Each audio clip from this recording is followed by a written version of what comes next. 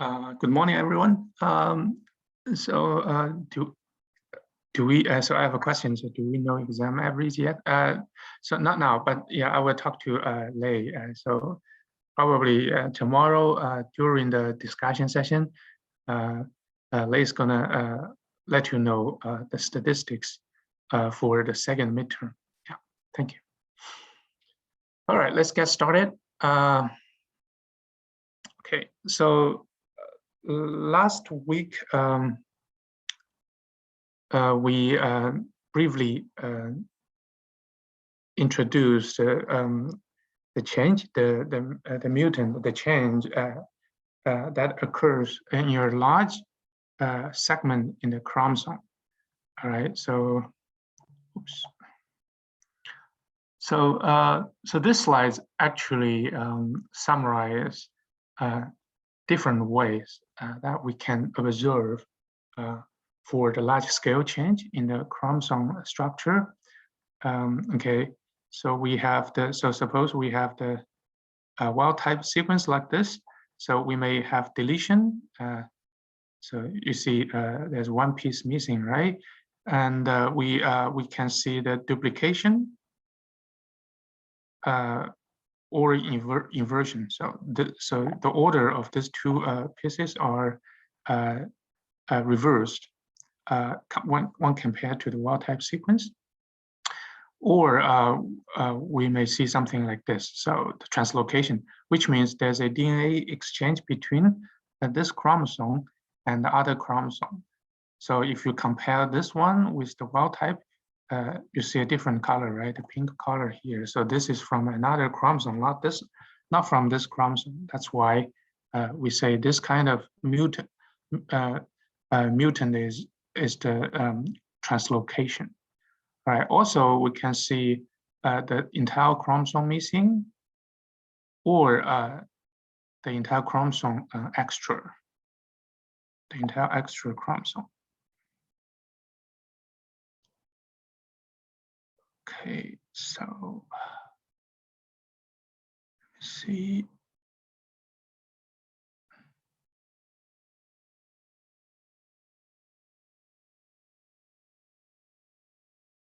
Okay, all right, let's continue.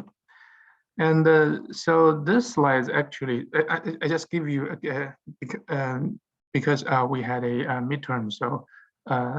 So before we continue, so I hope just give you a very brief review for this part. So this slide actually shows the mechanism behind each mutation, the chromosomal rearrangement. For example, so what caused the deletion, what caused the duplication, deletion and duplication, inversion, and the translocation. Those are important. So you may see some questions like this in the final exam. So I believe everyone received my email, right? So regarding the date and the time for the final exam, yeah, please, yeah, put those on your calendar, and so we have time to have ourselves well prepared for the final exam. Okay, so the first major topic for the large chromosomal rearrangement is the deletion. We have talked about this last time. Oops. So depending on the position of the deletion, so we may have like two kinds of deletion. So the first one is the terminal deletion. So if you compare this deletion chromosome with the wild type chromosome here, you're gonna see the terminal of the chromosome, the one end of the chromosome has been deleted. So AB has been deleted, right? So this kind of deletion is called the terminal deletion, or if the deletion occurs in between a chromosome. So if you compare this one, wild type, with this one, you can see C and D are missing, right? So this deletion occurs in the middle of the chromosome. So this is called the interstitial deletion. And we also talk about how people can use deletion as a tool, genetic tool, to help us to do the genetic dissection. For example, just like what we have learned before. So we use the 3-point test cross to help us derive the genetic map for 3 genes or 3 loci on the same chromosome, right? So here we're going to learn how we use deletion as a tool to help us to map different genes on the same chromosome. So for example, we have 7 genes, 7 loci, A, B, C, D, E, F, G, like this. And if we can derive a hybrid means like for each of this locus, each of this gene, it is heterozygous, right? And if we assume at each locus the relationship between the wild type and the mutant is the complete dominance, then as we know, if this is true, so this heterozygous, this hybrid individual will show the wild type, right? Because at each locus you see a wild type, dominant wild type allele. Okay. Now, if there's a deletion, so for example, if there's a deletion on the chromosome which carries the wild type alleles, so for example, if the deletion is like this, and so what would happen? Because for those undeleted region, it will remain the same, right?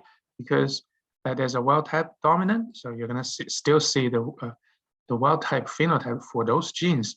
However, because of the deletion in this region, so 2 wild type alleles are missing. So the B and C, the wild type alleles for gene B and C are missing. So for these 2 genes, you're gonna see what?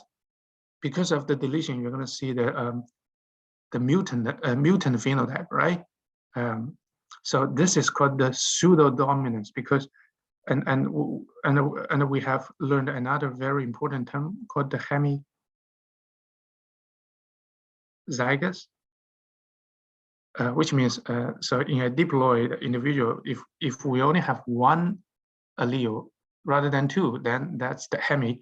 So because of the deletion of the wild type allele, those 2 mutant allele will be uncovered or unmasked. Then for this mutant, you're going to see the mutant phenotype for these 2 genes, but wild type phenotype for the other genes. So I hope this is clear. And this is a very, very useful tool. As I mentioned, we can use this as a useful tool, genetic tool, to help us to do mapping. So for example, this is a example, Drosophila, the fruit fly, and this is a specific chromosome. And as you can see on this chromosome, there are many genes there, and each gene may control a specific phenotype. And we have like wild type allele and the mutant allele. The relationship for each gene, the relationship between the wild type allele and the mutant allele will be the complete dominance. And from the wild type, we can derive different mutant lines. So for example, the first mutant line is named like this. So this region has been deleted. So if in a hybrid mutant line, so we have just learned, right? So if for a hybrid mutant line, so you're gonna see some mutant alleles will be unmasked. Some phenotypes will become the mutant phenotype, not the wild type, because of this deletion.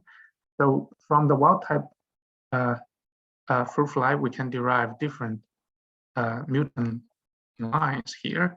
So each line has a different deletion region, which will lead to different phenotypes. Right. So this is the tool we can use. And okay, so this is the most important thing. Yeah, I hope everybody can follow me here.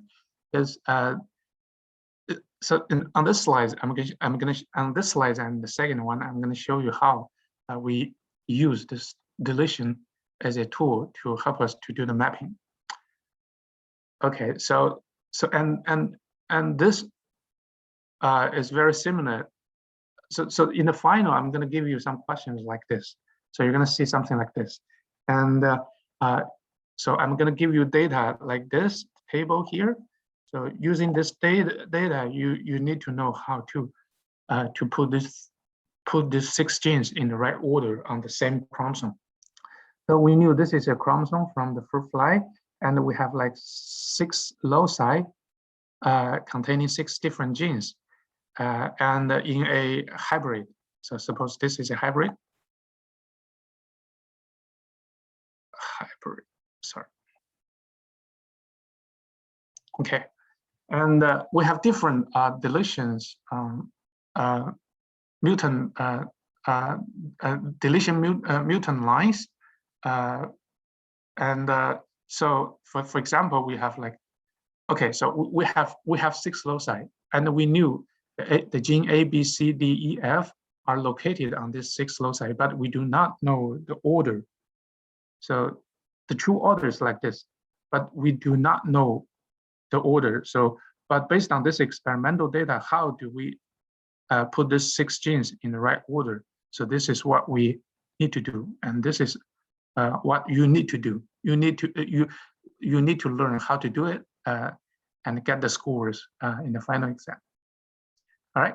So let me show you. So the first deletion covers the first 3 loci, and this is the phenotypes you see for the first deletion, the mutant line.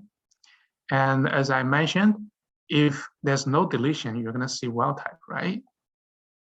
But because of the deletion, some phenotype will become a mutant type. So those are the 3 genes showing the mutant type. So what can we conclude? What conclusion can we make from this? So obviously, so we knew, all right, the 1, 2, 3 will be the loci. 1, 2, 3 will be a gene A, B, C, right? But we do not know which one is which. We need additional information to help us to get the definitive order of these 6 genes. All right, let's look at the deletion 2. All right, so this deletion region actually covers the loci 2 and 3, right? Okay, and so if you use the same rationale, if you look at phenotypes here, so what do you see here? So this one is mutant and this one is mutant, which means what? Which means A and C should be here, right? If A and C should be here, and ABC should be 1, 2, 3, then what is the first one? The first one should be B, right? So yeah, this is not the right order. I'm sorry. So this means based on the first 2 deletion mutant lines, we can definitively determine the first gene on the chromosome, which is B, right? So I hope this is clear. All right, now let's look at the third one. The third one, it covers 2, 3, and 4, right? Okay. And if we look at here, so A, C, and E, right? What does that mean? So this 2 and 3 should be A and C, right? And then obviously based on the third deletion, we knew E is here, right? Okay. All right, let's continue to look at the deletion 4. So deletion 4 covers what? 3, 4, and 5. And if you look at deletion 4, so C, D, E is here. And we knew C, E must be here, right? This is E, and C must be here. Then immediately we can put D, right? D here. So I hope, yeah, you can follow me. I hope this makes sense to you. And if we determine the C is here, so now we can immediately put A here, right? Does that make sense? Okay, and so on. So for example, if you look at the deletion 5, so this covers 4, 5, and 6. And if you look at here, the D, E, F is the mutant. So we knew this is E, and we knew this is D, right? And then obviously this is F. So based on this information, based on the data,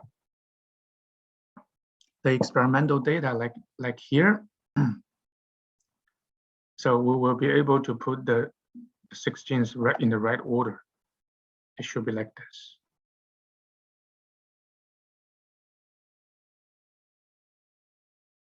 So this is the right order for this 6 genes, right? So this is very, very important. So compared to the first 2 parts, the midterm 1, midterm 2, so we do not have too much that much new knowledge to cover in the last part, but this will be a major one, one major topic we're going to cover during the final exam. So definitely you're going to see something like this. I'm going to give you data like this, and we'll ask you to use the data, experimental data, to derive the right order of the genes on this chromosome, right?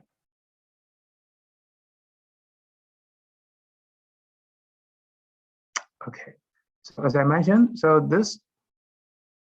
in this example, the deletion can expose the haplo insufficiency. So this is one thing we have learned, and the deletion can unmask the recessive phenotypes alleles, and because of the deletion, you're going to see the pseudo-dominance. So let me see questions. Can you explain again why deletion 1 only has B? Okay, sure, no problem. Let's do this again.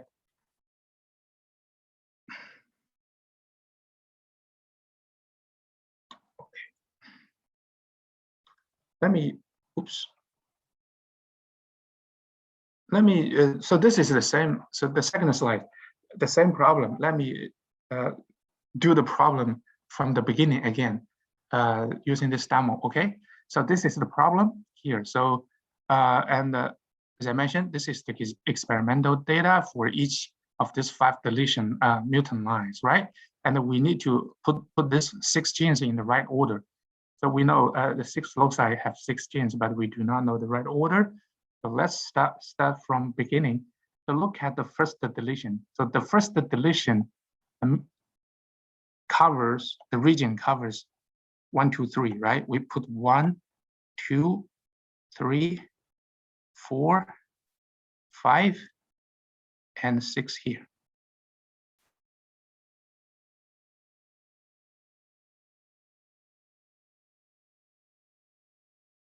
Capital or lowercase. So in this case, doesn't matter because I use the letter to represent genes. Okay, so yeah, okay, this is a good question. So how do we write the letters, gene letters in the right way? So if we use this format, then this means like this is the wild type, and the dominant, complete dominant allele, right? This is the mutant. So if we use this, which means this still, the lowercase a is still a mutant, but the plus sign means the dominant wild type. So when you write the gene in the right order, it doesn't matter. So you need to put the A, right? A, B, C, D, following this.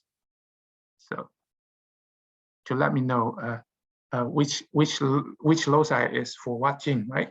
So lowercase, in this case, you use the lowercase to put the lowercase into the right order. Okay.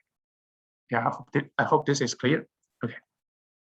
Now let's look at the first one. The deletion 1 covers loci 1, 2, and 3. And if you look at the table here, so, oops. Oh yeah, okay. All right, no problem. Yeah, this is my job to to discuss every questions with you and make sure you understand this and enjoy this genetics class. And hopefully future, in your future career, you can use some of the information, knowledge you learned from this this class. And at that time, so you probably will think of me. All right. So let's look at the deletion one. Thank you. It's very nice of you to say that. All right. Okay. So for the deletion one, because of the deletion, right? So we see some like mutant alleles will be unmasked. That's why you see the A gene, the gene A and B and C, the mutant allele has been expressed because the wild type alleles has been deleted, right? So, and based on the first deletion, we immediately know, okay, for the loci 1 and 2 and 3, we have A, B, and C. But within these 3 loci, A, B, C, we do not know the right order. So that's why I put the parentheses here. So we have to determine the order of A, B, C between these 3 loci, right? But we knew these 3 loci must be A, B, C, A or B or C. Okay, this is what we can do, conclusion we can make from the first deletion. Now look at the second deletion. So this deletion covers the region of what? 2 and 3, right? 2 and 3. If you look at the table here, so A and C has been, the mutant alleles has been expressed, which means what? Which means we put the parentheses here. We do not know which one is A, which one is C, but we know we know we can make a conclusion that A and C must take the position of 2 and 3, right? So based on this two, what do you think? So we can immediately put B here, right? Compare those two. Do you agree? For the first one, we can conclude A, B, C must take the position of 1 and 2 and 3. And from the second deletion, we can make a conclusion: A and C must take the place of 2 and 3. Then this will leave B, which can only take the position of the first one. So this is why we put B at the beginning, at the first one. All right, now let's continue. So deletion 3 covers 2, 3, and 4, right? And if you look at the deletion 3, so A, B, and E. So A, C, and E. Okay, now A, C, and E must take the place of 2, 3, and 4. And we knew A, C must be here. So then what? Then we can put E immediately here, right? This is E. AC must be here. Still, we do not know the right order of AC, so we put the AC parentheses here, but we can put E here. I hope this makes sense too. Okay. Now, deletion 4, it covers 3, 4, and 5. And if you look at the 4, so C, B, E, all right, takes place the 3, 4, and 5. Now we knew E must be here, and C must be here, either 2 and 3. And so then, based on this, we can immediately put D here, right? And because C must be in 3 and 4 and 5 based on the 4, so then we can immediately erase this parenthesis. So C must be here, A must be here.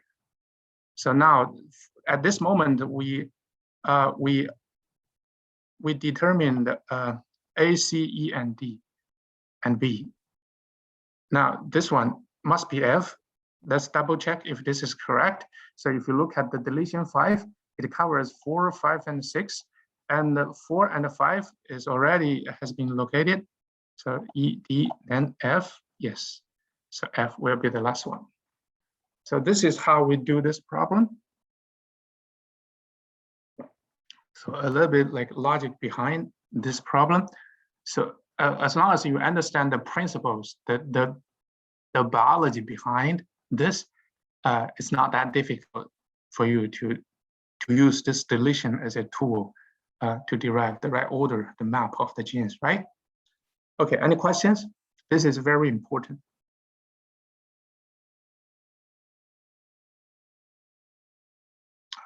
Very good.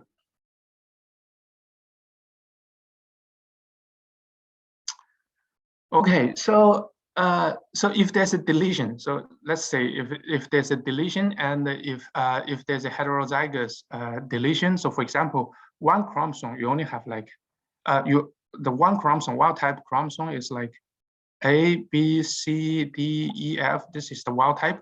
But for the other one chromosome, the homologous chromosome, if you have a deletion there, you only have A, B, and E, F. But C and D are missing. The DNA containing C and D genes has been deleted. So if these two chromosomes, homologous chromosomes, are pairing together during the meiosis, how do they do? So this is the way they do. So when they pair together, so you're going to see they can still be paired together. So the same gene will be paired together, these regions. But if there's a deletion, you're going to see a deletion loop, because there's nothing can be paired here, right? So this chromosome is going to form a loop like this. So this is the evidence. If you study genetics, if you use the microscope to look at the chromosomes, if the chromosome, like this is an example in the fruit fly, the Drosophila. So if you look at the cell of the Drosophila with this heterozygous deletion, you're going to see something like this. So that's the loop here because of the deletion. So I hope this makes sense, because this is very important. Given the two chromosomes are different, because one is wild type and the other one is deletion mutant, they need, so during the meiosis, when produce the gametes, they need to be paired like the normal standard chromosome. But this deletion will probably have some different effect in terms of the inheritance pattern when compared to the normal standard chromosomes. So this is what we're going to continue to learn in this part. Okay, so for example, this slide shows you an example of the human in human. Oops, where's my? Okay, this is a human example. All right, so this is a wild type chromosome. This is a deletion. So if this, so this is the chromosome number 5 in human. Okay, so this is a wild type. If there's a terminal deletion in the chromosome 5, and this deletion probably will lose some important genes in this region, and this is associated with a syndrome called the Cry-Do-Chat. So this is a syndrome like, so the baby carrying this kind of genetic setup will make a very high-pitched cry like a cat. So this is a example in human being when there's a deletion. So this is associated with some syndrome called the cry of the cat. Okay, and there's another example in human, the Williams syndrome. So this is not, oops. Okay. All right. Good question. What is P and what is Q? All right. Let's go back to, oops. Go back to. So in chromosome, let me erase this. Okay, in chromosome, this is a structure. So this is a regular chromosome, right? So this region called the centromere. We know what this means, right? And so the centromere can separate the chromosome into two parts. So usually there's a short arm and a long arm. So the short arm is called the P arm and the long arm called the Q arm. So this is how we determine define the two arms of the chromosome, separated by the centromere. Yeah, okay, I hope this is clear. And for this one, okay. So thank you. All right, so and usually like so the deletion occurring in the short arm is okay, is viable because this is a short arm. Usually like this region probably has less genes than this region. if sometimes like in the Q arm, if there's a deletion, a terminal deletion, probably usually for most of the situation, that's not viable because a lot of genes are missing. So this will cause a problem. Okay, all right, this is another human example, the Williams syndrome. Deletion in human due to the unequal crossover. So let's look at here. So this is a normal sequence. This is one chromosome. Chromosome, I don't remember which chromosome, probably 7, yes, chromosome 7. All right, let's look at here. So this is chromosome 7. And on this chromosome, so there's a region containing 17 very important genes. And there are 2 genes. So just around this region, there are 2 repeated region DNA containing a specific gene. So this is a gene. PMS means a gene. This gene can produce a protein that can take care of the mismatch of the genes and repair the DNA.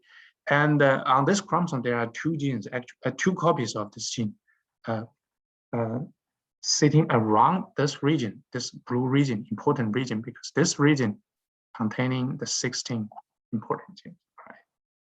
So usually during the meiosis, so if there's a crossover, this first sequence will be paired with this one, and the second will be paired with this one.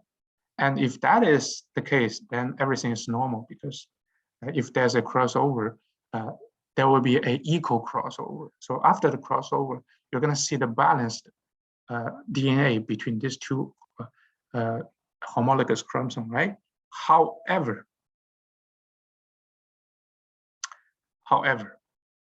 so if this is not the case, for example, if the first, so on the first homologous chromosome, the first region is paired with the second region of the homologous chromosome. So if crossover occurs between this pairing, then you can imagine, right? What would be the consequence? The consequence is after the DNA exchange, after the crossover, one homologous chromosome will miss this region, the important region, and the other one will have 2 copies of the same region. So if this is in the same individual, that's okay, because still the balance, right? In this same individual, so still it has 2 copies of the 17 genes.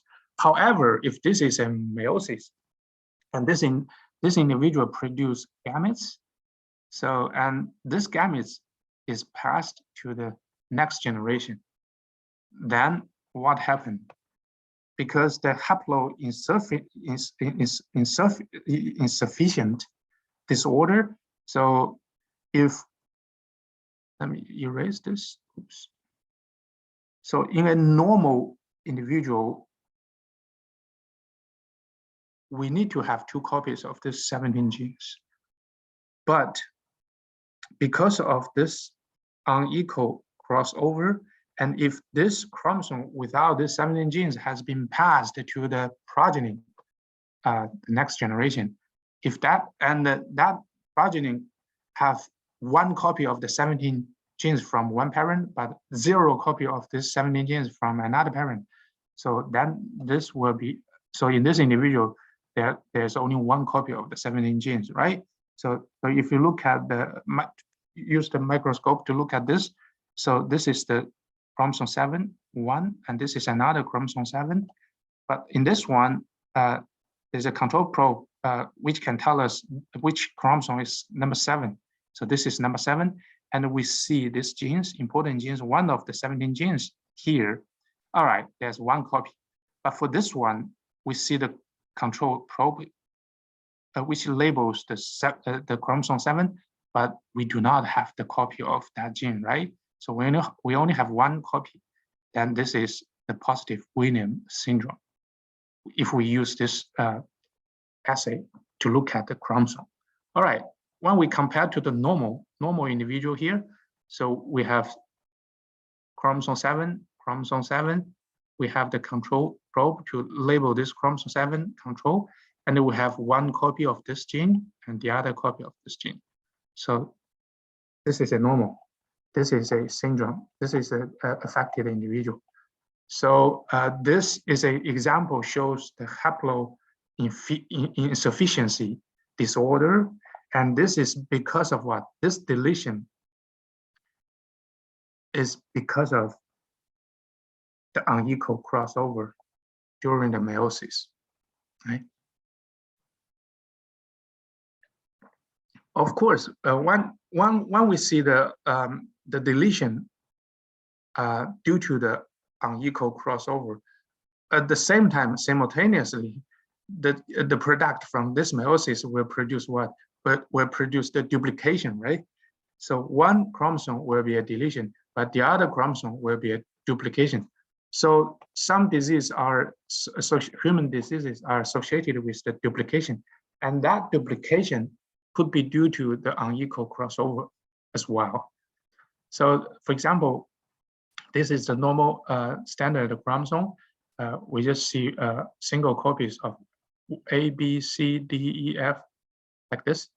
So if we see like the duplication of this, so this could be the unequal crossover.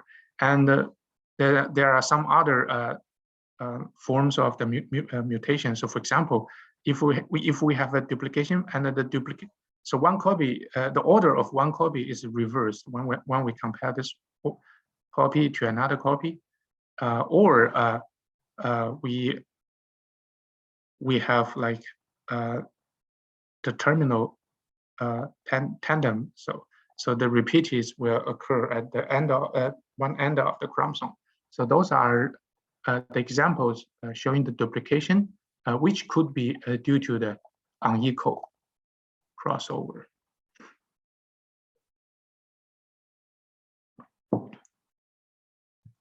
Okay. All right. So I think the deletion, we have completed the part for the deletion, duplication. Let's move on to a very important topic. So this is another important topic, and this, the reason why I say this is important, because yeah, you're gonna see questions like this in your final exam. All right, so this is the inversion. Now we just talk about the deletion, right? So now we start talking about the inversions. So inversions, depending on their location, so we have two types of inversions. The first one is called the paracentric inversion. The other one is the pericentric inversion. So let's look at here. So those two concepts are very important. I hope everyone can understand the difference between these two. All right, so let's talk about this. So this is the normal sequence. So this is a chromosome, and this is what? This is the centromere, right? All right, and this is the P arm, and this is the Q arm. All right, and then on the P arm we have two genes, A, B, two loci, and on the Q arm we have C, D, E, F. All right, this is the wild type, the normal sequence. All right, so if there's an inversion, and the inversion occurs here, see, D and E and E are inversed compared to the normal standard chromosome. And if the inversion does not include the centromere, it is actually sitting on one side of the centromere, then we say this is a paracentric inversion. Okay. All right. Now, if you understand this, it's easy for us to understand this concept. The pericentric. Pericentric means, so if you compare this with the normal standard chromosome, so the inversion is this region, right? This region B, C, D has been inversed. All right, and this inversion includes centromere, right? And this inversion will be called the pericentric inversion. Yeah, because of this inversion, and also think about the hybrids. So we have two homologous chromosomes in one individual. If this individual is a heterozygous in terms of the inversion, which means one chromosome is standard normal chromosome, but the other chromosome has the inversion, either the para or the peri, then this will what? This will affect the inheritance pattern, right? Because these two heterozygous chromosome, homologous chromosome, are going to be paired together during the meiosis. Because of the inversion, they have to be paired in a way, in a non-standard way. When you compare to a two normal standard chromosome, it's easy for them to be paired together, right? But if there's an inversion, so it's not that straightforward. It's not that easy. So we're going to see if there exists an inversion in either way. So how this inversion will affect, how will this inversion affect the inheritance pattern during the meiosis? Yes, question? Yeah, so you said pericentric is whenever the inversion occurs across the P and the Q arm? You mean the peri, right? Yeah, peri, yeah. Yes, yeah, sometimes, yeah, when we call these two names, it's not easy to distinguish them. Yes. Okay, let me repeat this again. So this is very important because yeah, the first one is the normal standard sequence, right? So if para means the inverted region is on one side of the centromere, not including the centromere. So you only see this region has been inversed, right? But peri, so it will involves the P arm and the Q arm and including the centromere. So the region like this. So that's the peri. Okay. And so now, because they are different, so this is different, right? This is a little bit advanced. In the past, we do not deal with this complicated situation. We talk about two standard homologous chromosomes. They can be easily paired together.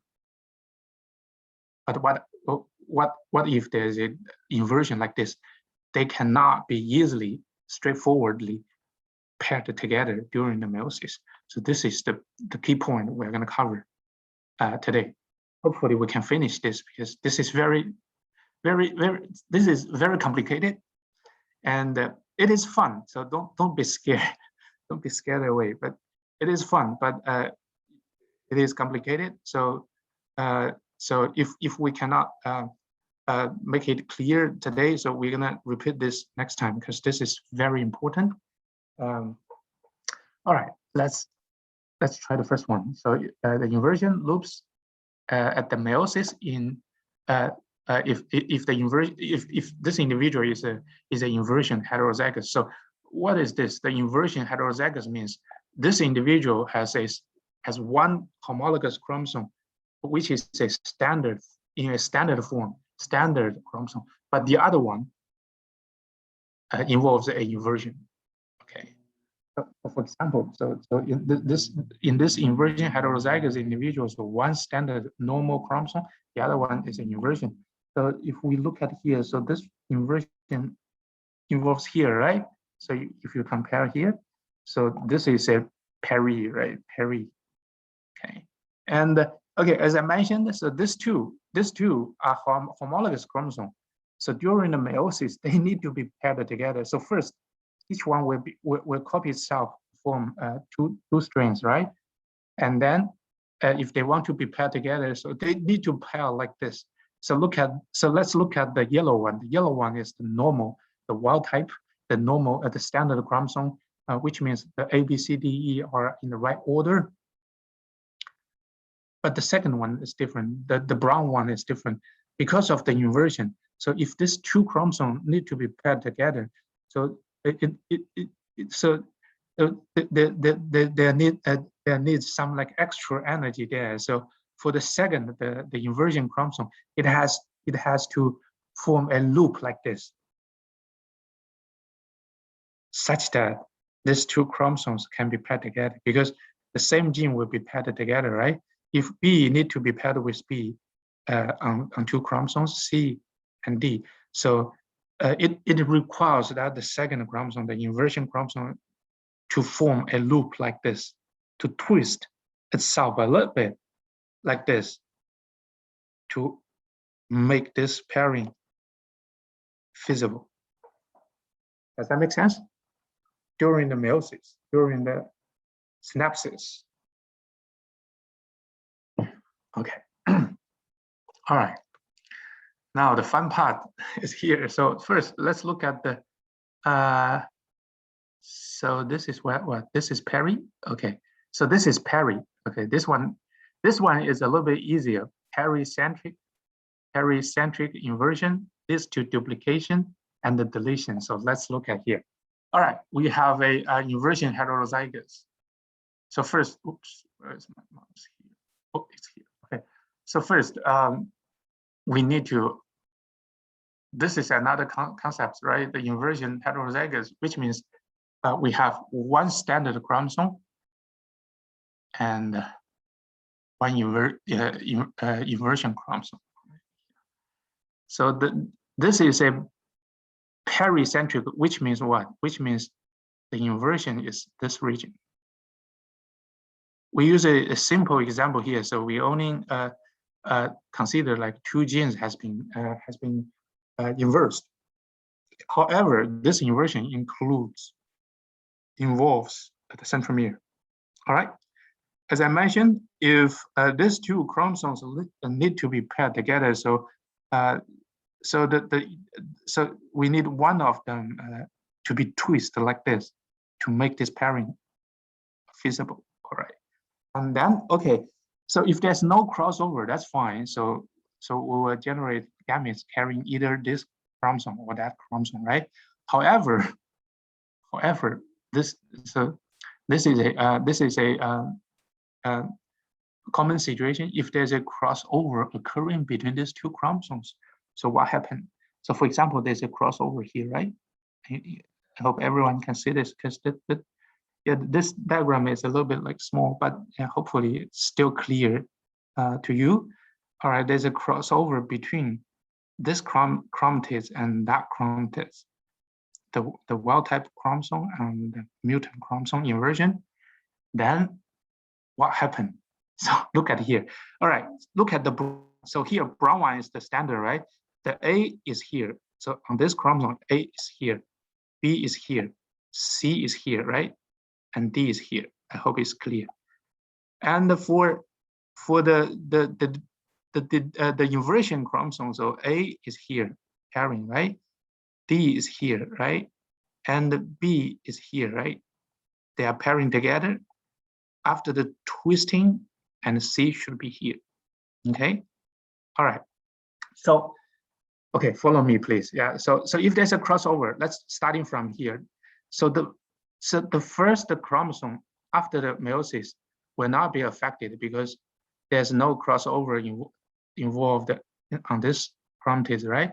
So this will be a complete. So after the meiosis, so the first, look at here, the first one, follow here, will be intact. So this one is the same, wild type. So the first product will be this one, the normal standard product. Does that make sense? Okay. Okay, now the second one, so it's tricky now. Second one, look at here, we start from here. So start from A, this is A, right? So that's why we have an A here. Now we reach B here, so we have a B here, right? And then centromere, we have centromere here, right? And go from here. Oh, okay, there's a crossover. We need to change the track. So from here to here. So then what? C. See C. So that's why you see C here, right? Change the track and what? And Yeah, we're down here. So another A here. Can you see that? So because of the crossover, we changed the track here. So the last part will be C. So C is here, right? And we're gonna end up with here, A. So this is the second product from this meiosis. However, because of what? So because of the, if you look at this chromosome, you have A, B, C, you are missing D, and you have a duplicate of A. So this gametes usually cannot survive. It's not viable because of the gene product is unbalanced. We have too much product from gene A, but we're missing the gene product from D. So this one is usually so there's a deletion, a duplication and deletion. So this one is usually cannot survive. It's not viable. I hope this is clear. And okay, let's continue. So let's look at here, the third product. Why is this? So we start from 3 here, okay? 3. So this is D, right? D and B, look at here. But this one does not involves the crossover. So we're gonna start from D, B, centromere, C, and A. So this will be this one. So this is the same with the parental type, right? There's nothing there. So this one is the inversion product, just like the parental type. Okay, let's look at the fourth one. So start from here. D, start from D. So from here, D. And okay, now B, right? B. Okay, now centromere. And okay, there's a track change here because of the crossover. So what's the next? C is next, right? So you're gonna see the brown C here and the brown D. Done. Okay, and the brown D. So this is the fourth product from the meiosis. Now the same thing here. If you look at this product, this chromosome, there are 2 copies of the D, but we're missing A. So this one is usually these two are usually inviable. So we're not going to see gametes or progeny carrying this kind of chromosomes. So if this is true, what is the effect on the genetic map? So what is the effect? So there's a crossover and there's a recombinance, but we do not see this progeny. We do not see, right? And if we want to calculate the distance between B and C, so we're gonna underestimate the crossover frequency, the recombination frequency.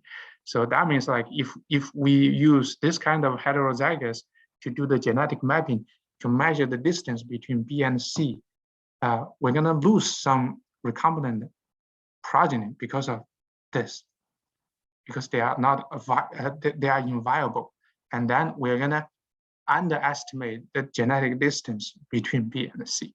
So this is the effect on the genetic mapping. So I hope this is clear. Any questions here?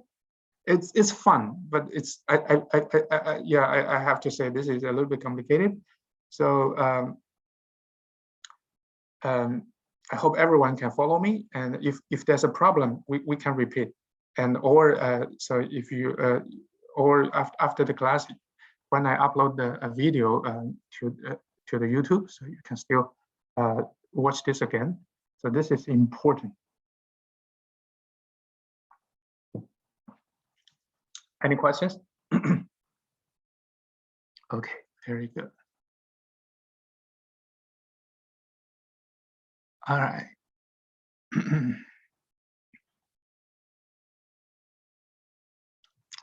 So this is the pericentric, right? So this one is easier one.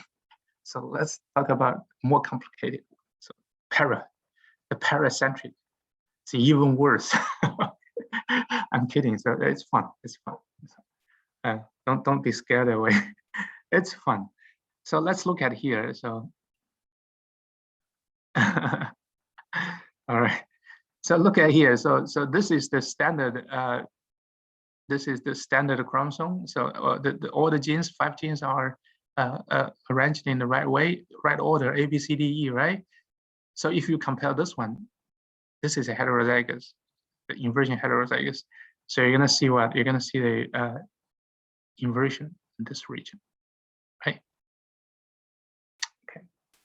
All right. So because of this inversion, so just imagine when this individual is gonna produce some gametes to generate the second generation, the progeny.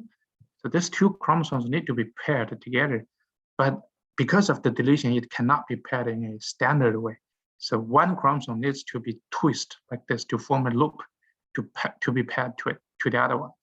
And all right, so if there's no crossover, then it's easy. The gene product will be like the wild type, the parental type, either one or this one or this one.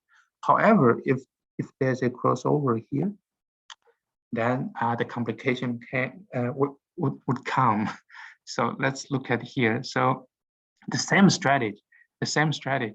So let me show you the product. So the product, gene product, the gamete product, the chromosome product will be very complicated here. All right, so let's start from here.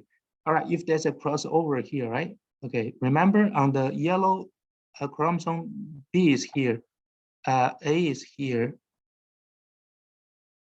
A is here, and E is always here because they are paired together on 4 chromosomes. And on the yellow, B is here, and yeah, the brown B is here. C is here, right? And D is here. So they are paired together because they form the loop to be paired in this way. And so each gene are roughly at the same location. And if there's a crossover occurring between B and C, and between the yellow, 1 yellow and 1 brown chromosome, then so what would be the product? So let's start from here. Just follow me. So start from the yellow, the E end. So the first one's E, right? So it's here, E. And if you follow this track, next one is D, yes. And next one is C, yes. And the next one is B, yes. And next one is A, okay. And next one is centromere, right? Right. And okay, so it's linked. So because there's no breakage, so we continue this track. Still yellow. So another A, right? Another A is here. So this is centromere. There's another A on the yellow, right? So let's continue this yellow track. So another B, right? Yellow B, okay. All right, now there's a crossover, so we have to change the track. So from yellow to brown, so what is here? So the next one is brown C. So you're gonna see the brown C here, right? And the brown D, okay? Oops, it's easy to be loosed. Okay, now twist. So look at here, the track, follow the brown track and it goes here. Next one is the brown A. Make sense? And okay, another centromere, it's here, another centromere. And then we can follow the next brown track, A again, right? A again, so you're gonna see a brown A here. And okay, then follow this. The next one is what? It's brown D, right? This track. Okay, brown D. Brown C, okay, brown C. Brown B, all right. Okay, now look at here. Then the end. We finish this track. So the last one is brown E. You're gonna see a long chromosome with 2 centromere, right? So this structure, we call this Dicentric Bridge. So there's a 2 centromere and it linked, these 2 centromere are linked with a long bridge. So this is a Dicentric Bridge. Okay, so we're done with 1/2. The other half is like, so we're gonna start from here, okay? From here, okay. So this is the yellow E, right? Yellow E, okay. This one, yellow E, and oops, here, oh, yellow D, okay. This track, yellow D, and yellow C. Okay, yellow C. And then there's a crossover, so we have to change the track. So the brown one, this one is B, right? The brown B here, brown B here. Okay, brown B. And then this is a short path, very short path. So go here, the brown E, the last one is brown E. Because this is a very short product from this crossover.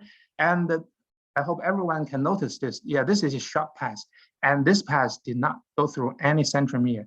So if the product like this without centromere, this one can be easily lost during the meiosis. This one will be lost. So it's gone. The only the dicentric bridge structure will be left, will remain for the next step. Let me erase this because this is too messy here.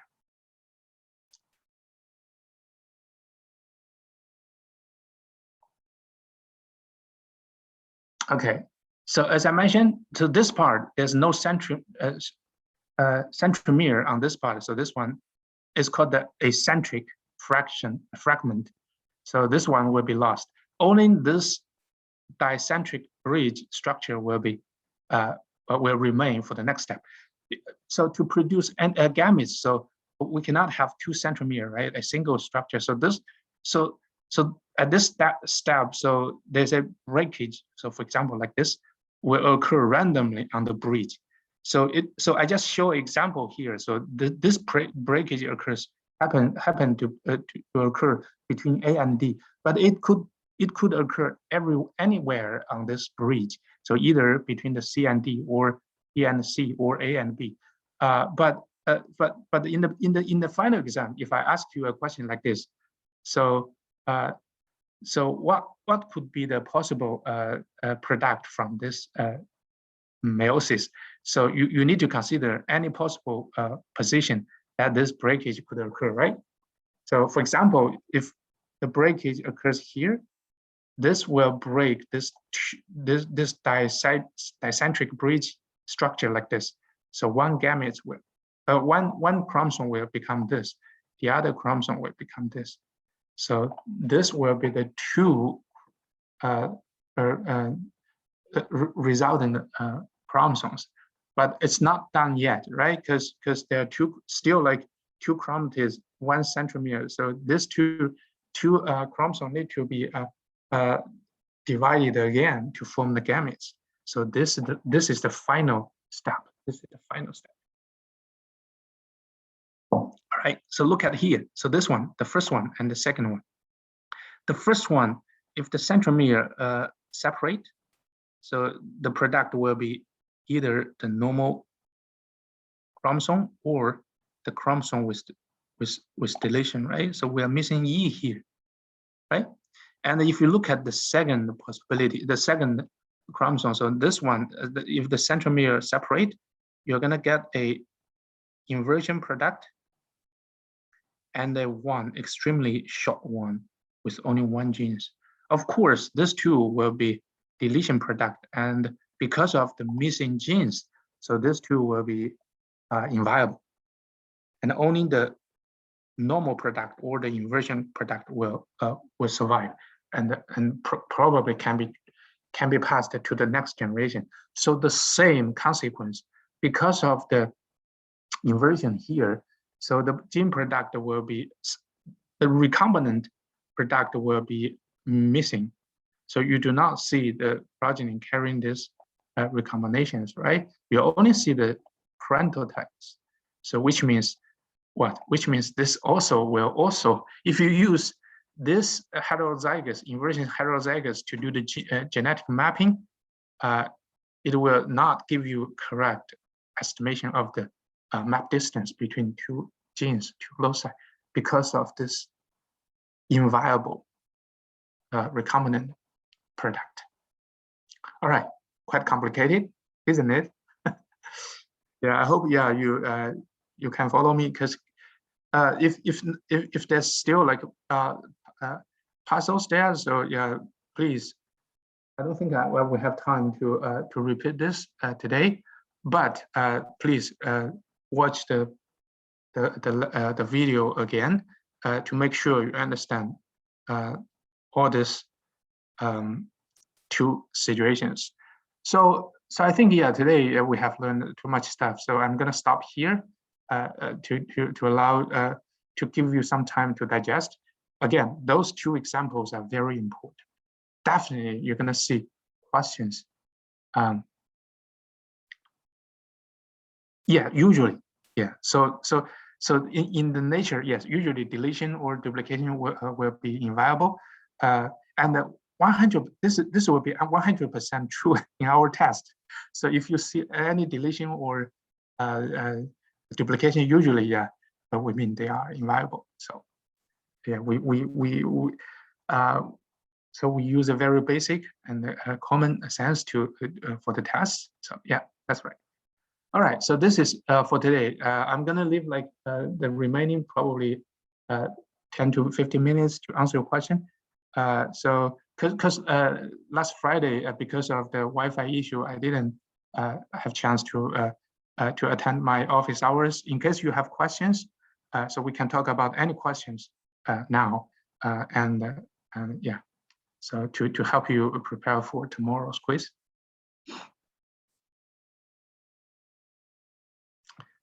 Any questions?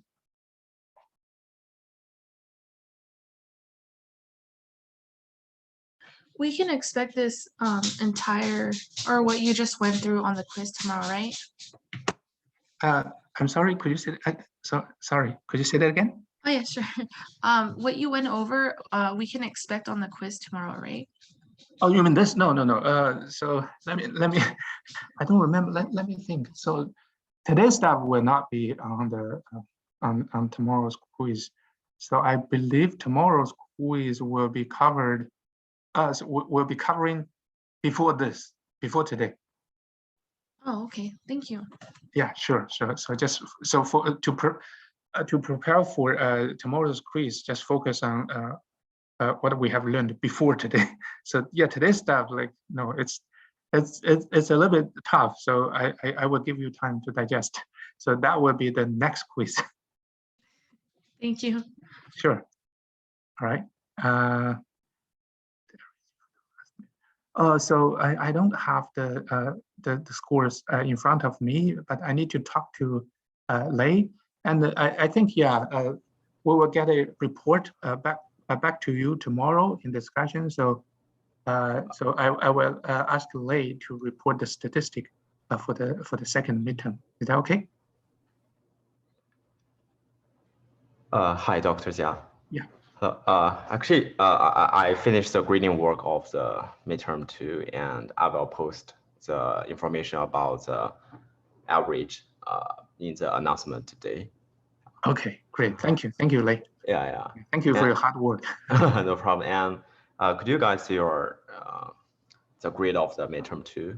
If you can't, please let me know.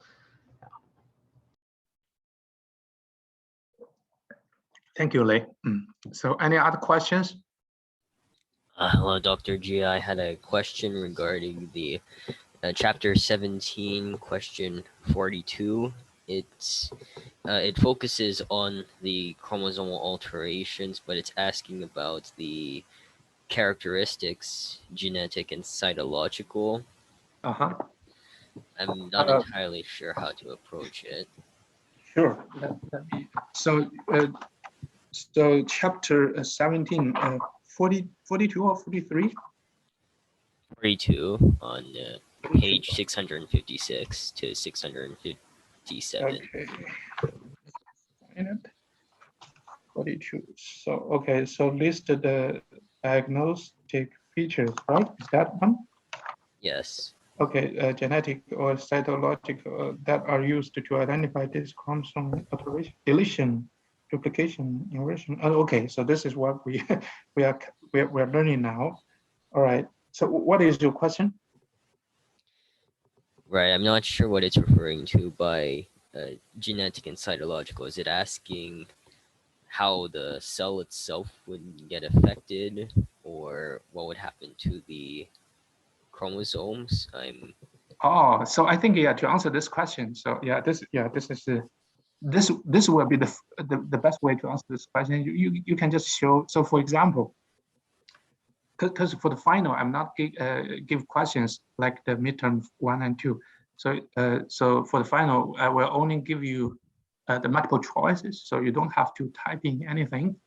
But to answer this question, so I may give you like a different diagram like this, and I will ask you. So of course, I will not give you the names of all these situations. Can you see my screen? Yes. So yeah, I'm gonna give you different situations. So when compare, so for example, if I give you this, the deletion, and I also give you the wild type sequence, then you can immediately know this is deletion, right? Because one part is missing. So this is the cytological. So cytologically means like, so if you have a 2 chromosome, a wild type chromosome and a deletion, so you can immediately see like the deletion will be significantly shorter than the wild type chromosome. Does that make sense? Yes. Mm-hmm. And duplication, of course. So you will see. So if they have the same, for example, color, DNA content, but this one is significantly longer than the one, which means probably, very likely, there's a duplication in this situation. However, this one is a little bit tricky. The translocation, because could be like the translocation chromosome could be of the same length with the wild type. So we have to check the DNA content. If we see some like totally foreign DNA existing in this chromosome, that I mean foreign means like not belonging to this chromosome, but probably came from some other chromosomes, then that's the translocation.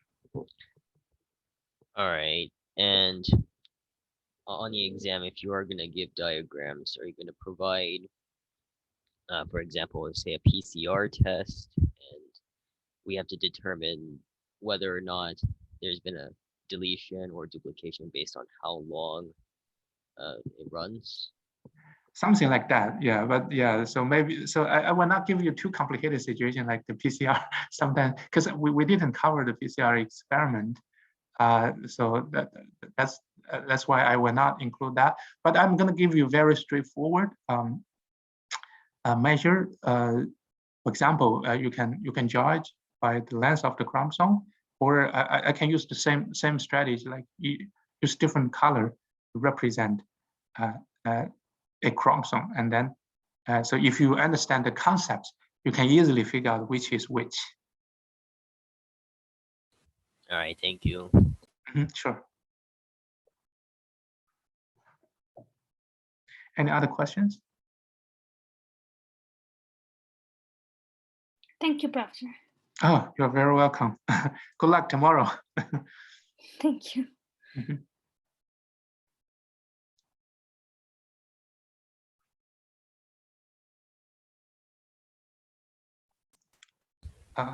You're very welcome. Yep, question? Yes, I actually did have one more question from chapter 17. On question 49, it has a setting where we're given the progeny. One of them is heterozygous for 2 traits, the other is homozygous recessive. And in both cases, there are very few recombinants. And it also says for the corn cobs, there are only about half as many seeds as usual. So it's asking for, so I understand the key features of the data that differ it from the conventional expected unlinked separate chromosomes. And I think for the hypothesis that explains the results, there has to be some kind of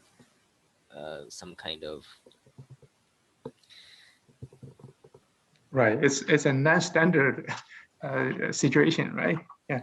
So it's not just like this straightforward, like so if we knew 2 genes are linked, so we're gonna do the test cross to count the recombinant progeny and get recombination frequency to measure the distance. But this, so I didn't read through the problem very carefully, but it seems like, yeah, this is a non-standard situation, probably involving either the inversion or the translocation, which will produce some like pseudo linkage or underestimated the distance between these two genes. So, All right.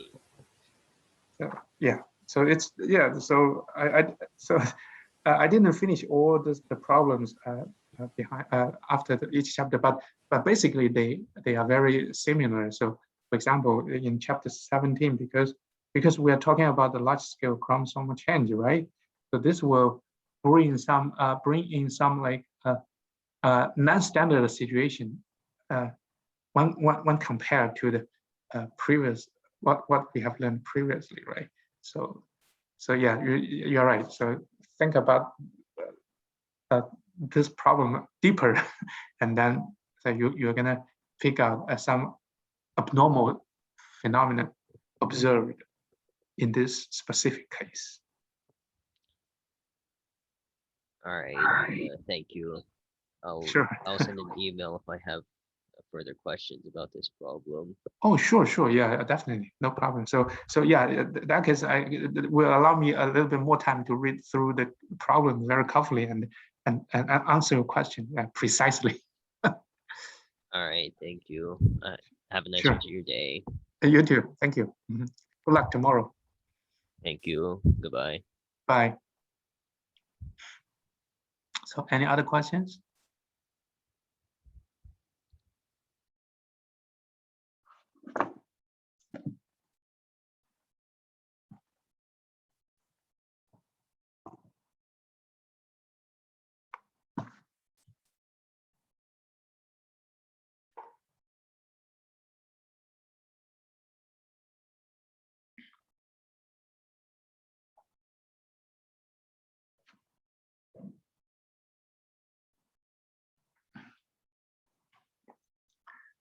All right. So if you do not have any questions, we're gonna stop here.